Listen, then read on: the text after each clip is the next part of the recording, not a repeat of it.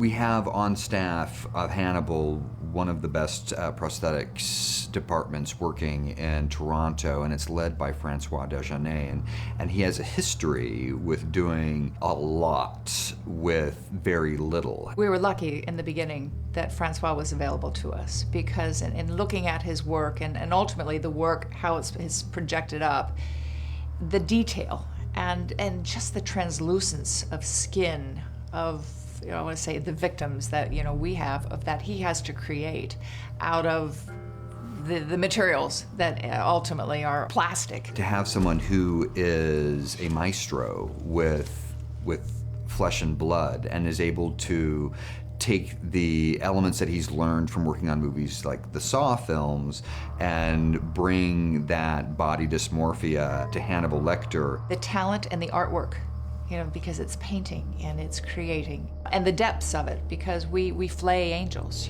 so you've got to go fillet after fillet after fillet, and the layer of bone, the layer of flesh, the layer of muscle, and under the muscle, and then the organs. It's perfection. From the moment you know what's in the script, you start thinking.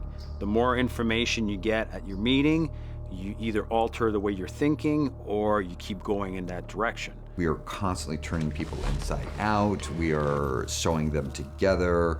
We are flaying them in very specific ways. And so you need somebody who has a vast knowledge of all sorts of practical prosthetic effects and not just one avenue. We have some ideas of what we'll have to do. And usually because of the show, we're thinking bodies, gore, blood, stuff like that. And the nice thing about it is that it's not just gore, it's a little bit of, a little bit more than that, which is fun for us.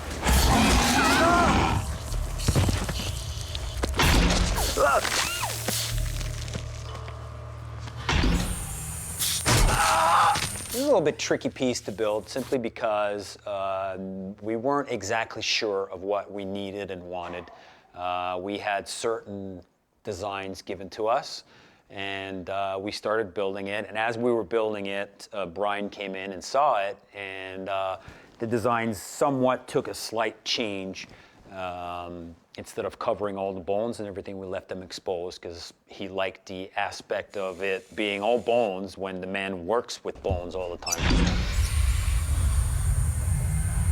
Francois is very integral to the production process because we get in with him in meetings very early on in the process. We talk about a concept, and Francois, because being somebody who recreates bodies all the time, knows how those bodies work. He's a victim that we find in the hospital room, and he presented a little bit more of a challenge simply because of the way he was supposed to be. He wasn't just a body laying down on a table or on a bed. He was actually suspended, and he had to be suspended in a very specific position. So he's actually a static body.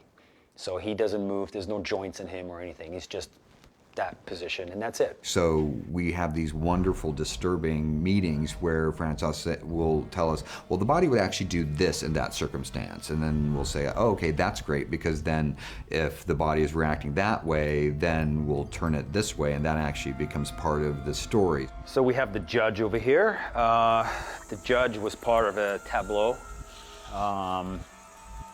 It was representation, brain in one hand, heart in the other. And this one here, we wanted to use the actor, but it became quite evident. We were going to do green screen cap and all this stuff, but it became evident that it was going to be a little bit of a task for him to be in that position and suspended and all this stuff. So we, at the last minute, decided to go ahead and do a fake head of the actor and throw it on a body that we already had in his existing body. So we have perfection, and he delivers perfection on a schedule that is insane. And it's almost as if he's just finished one, another script is given to him with an audacious splay of character again. You can try to be ready as much as you can, but until you get the script, and until you see what's written in there, and until you get an explanation of who wrote it, of what it is that they really want, you can't plan in advance. So again, this is that moment where you're in your meeting and you get all the information required, and then you run back and start as soon as you can. It's a tremendous amount of work to do on a television schedule. It's ridiculous. Once you start the show, it's like you're falling and rolling, and it's just the speed picks up till it's over. You know what I mean? I don't know how they get it done because they're not given enough time to do it the way he would like to do it.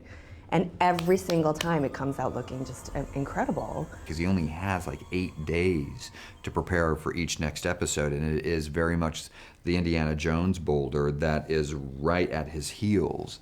And if he slips, it'll crush him. We're actually making stuff from nothing. So it takes a little bit more time. If we can alter something that's already made, all the better.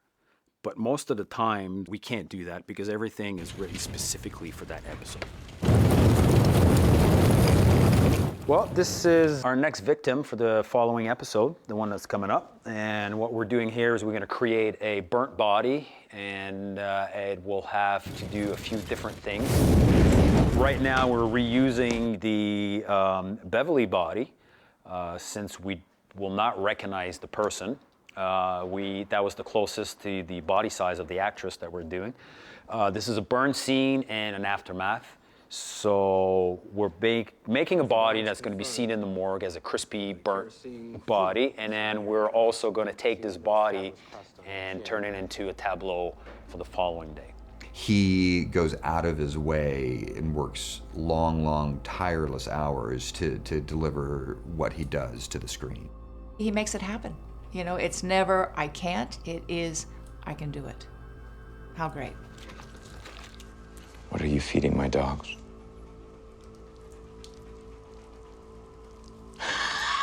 Just me. Even something as horrifying as Mason Verger tearing off of his face, not tearing off, like cutting in chunks to feed to the dogs, is such a complicated process. Again, the time factor is always an issue. So with the amount of time we did, we decided to do it one way. So we pushed out his teeth, so we gave him dentures that fit on his face. We took his face and put it back as a prosthetic over his own face, and then, you know, did the piece on that, like did the actual makeup in terms of when you actually dug into his skin, you saw his teeth, so it gave the illusion that it was deep. Because you have all of this rigging with blood tubes, you're getting something off the face that has to be edible for the dogs, so you can do it all in one take. So that was achieved with prosthetic. He had a prosthetic mask on. However, like all prosthetics, they have to be built out from the face. You can't add things, even as good as the illusion is, you can't add a bunch of thickness to a face and make it look thin again without these guys' help. We cut everything in. We shrunk the prosthetic down so it just looks like it's built in. It's part of his face. The other thing was that with that prosthetic and the mouthpiece that he had to wear, he had very limited articulation. So he couldn't really speak. It was almost like a very complicated, very nice looking Halloween mask that was on top. So we actually had to animate every line that he said during those two scenes. I'm hungry. Eat your nose in. In the scene, he also cuts off the tip of his own nose. And for that, we had to create a new 3D nose for him to cut through with a knife which had no blade in it. And then we created the blade, the blood, and the tip of his nose in order to see it fall away. And that's also the way you shoot it, right? If you didn't have any CG, if you didn't have the money to go that route or whatever, we would have to do something that it would have to work. But with that element, it's again, they can take his face, they can put it back on his prosthetic. It's just, there's all kinds of stuff they could do. So it makes us look really good in a way. There's so much knowledge that goes into preparing any of these single shots that it's hard to pick a single favorite, but I do love the face-off. I do love Mason Verger's face-off.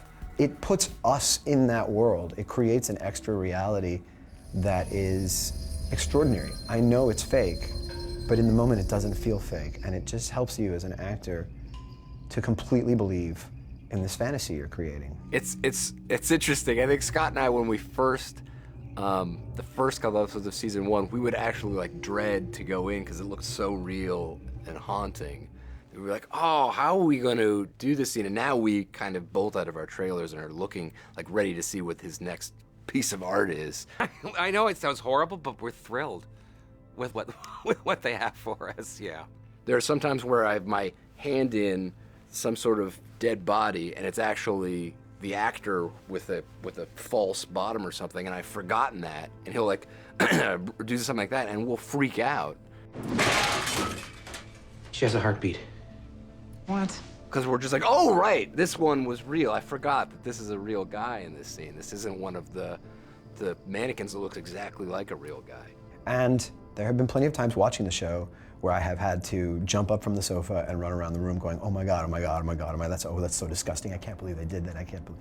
The guy with the skin and the sewing and the ripping of the skin, I was like, Jesus Christ. I watched that episode and I still shake my head at how we got away with that much flesh tearing and that much disturbing cinema. When I go home and my everybody's Cuban and they're all like, we can't watch this is so bloody. The element even on set, which sometimes you're so aware of how fake things are. In this case, you're so aware of how fake they're not. We get comments while people watch it during the week, and I get a text. It was like, "Oh my God," you know, stuff like that. So you know you're doing it. It's doing a good job. Francois makes it all feel real and grounded in a way, and I don't feel like I'm looking at a prosthetic. He's an artist, you know. He's really dedicated and committed to what he does, and his standards are so high. And I mean, of course, Brian those are the kind of people that he chooses to work with. He only wants the best.